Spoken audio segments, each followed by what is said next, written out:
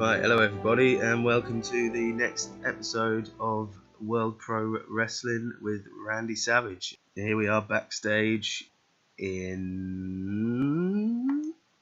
the Buffalo State Sports Arena, and no incidents to deal with today, which is good. It's the first episode of the new TV show WPW Revolution, which is an hour long, and it's been shown on VH1, the home of wrestling.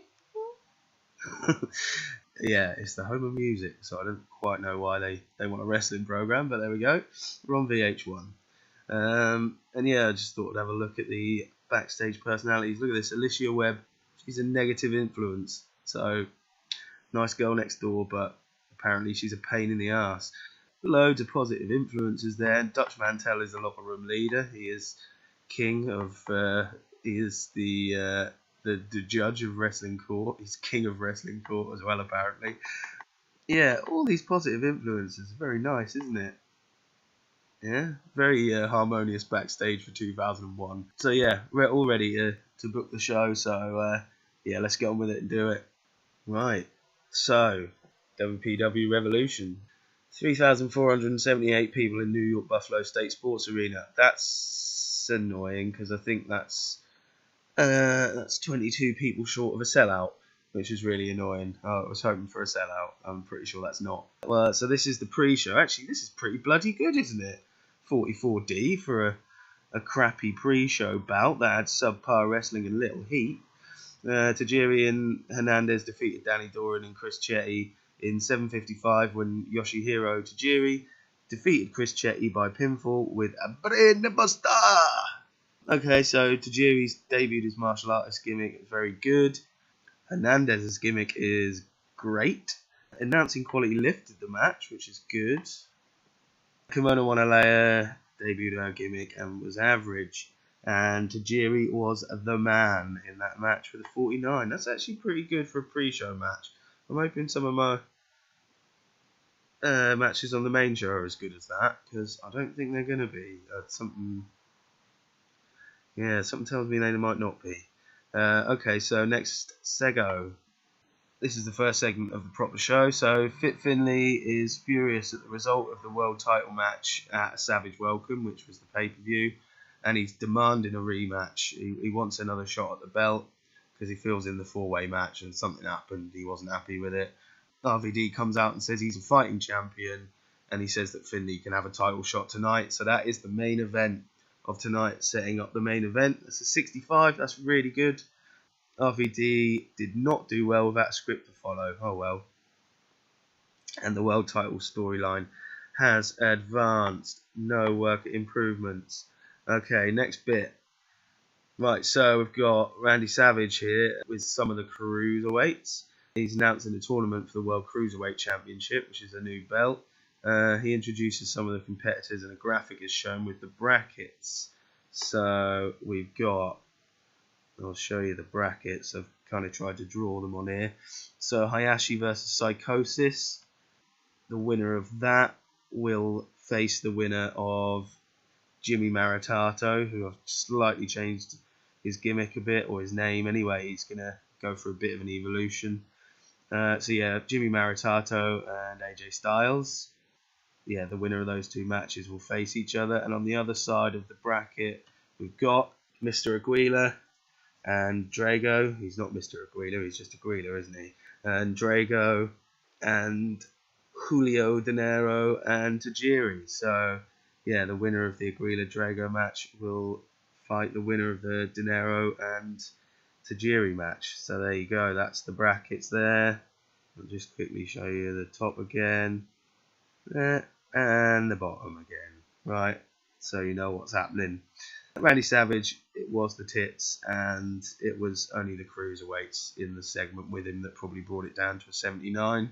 Still a really good segment though, and a really good start to the show. Next thing will be the first match in the cruiserweight tournament, Aguila and Drago, and I'm pretty pleased with that, even though it had subpar wrestling and non-existent crowd heat. Aguila defeated Drago in 5:57 by pinfall, so yeah, it's quite a short one, that one. Drago's getting better at his gimmick. And Aguila had the best performance. Did anyone do an improvement? No, I wouldn't have thought so. It was too short, wasn't it? Yeah, so that was a high spots match. Quite cool. Okay, well, 46 is pretty good. Next, Sego. Right, okay, so we've got a angle here. It's a sort of a home video package. Carino's playing poker with Dutch Mantel, AJ Styles and Bob Orton Jr. Costa Fernandez is filming the whole deal, and they're ribbing AJ's. He's only just old enough to gamble.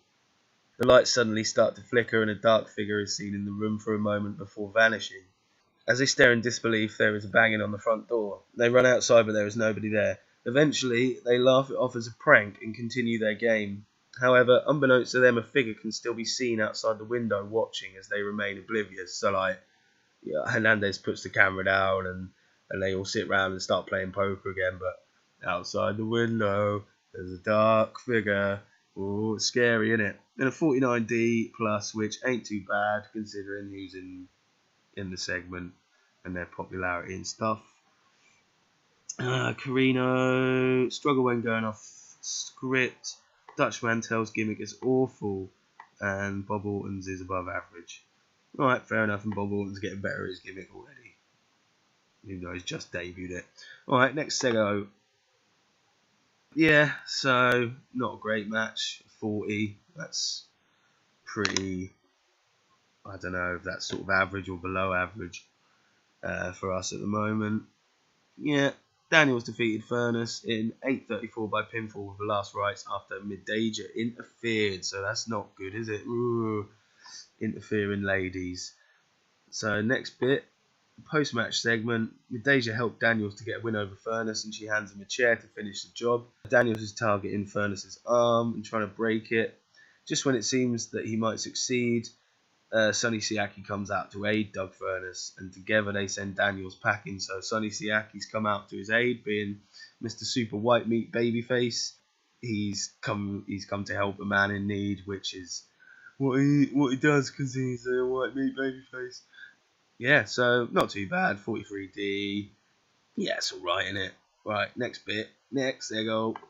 Randy Savage just announcing a #1 contenders match with Smiley and Douglas, and he was very poor when trying to improvise dialogue, and he only got a 74B minus. But it has advanced the world title storyline again. Right, so let's see the next bit.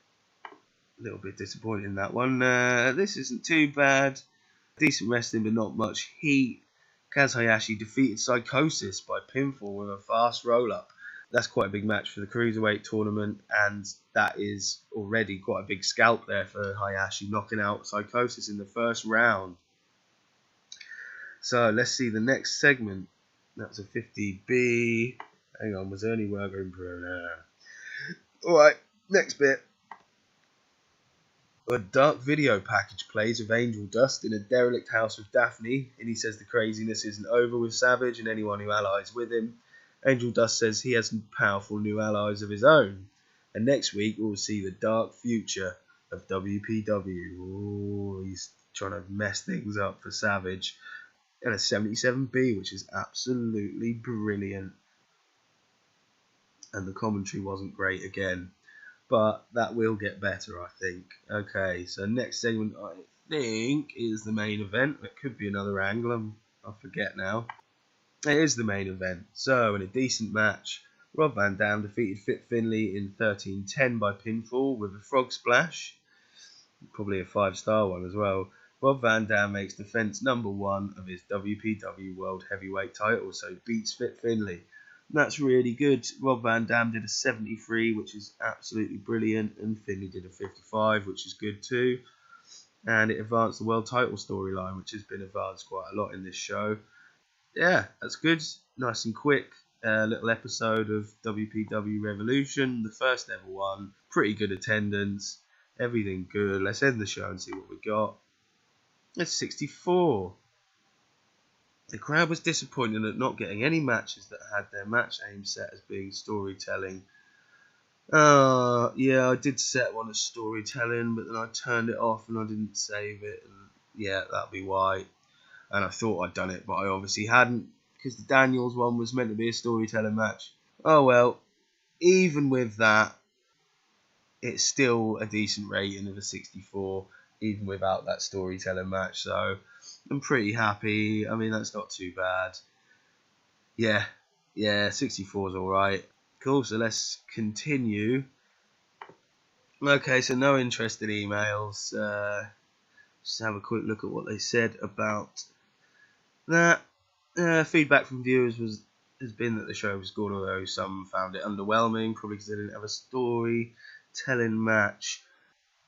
So that's a 64. I mean, how's that comparing to SmackDown at the moment? SmackDown's getting a 77, so yeah, there's a little way to go yet before we're beating SmackDown.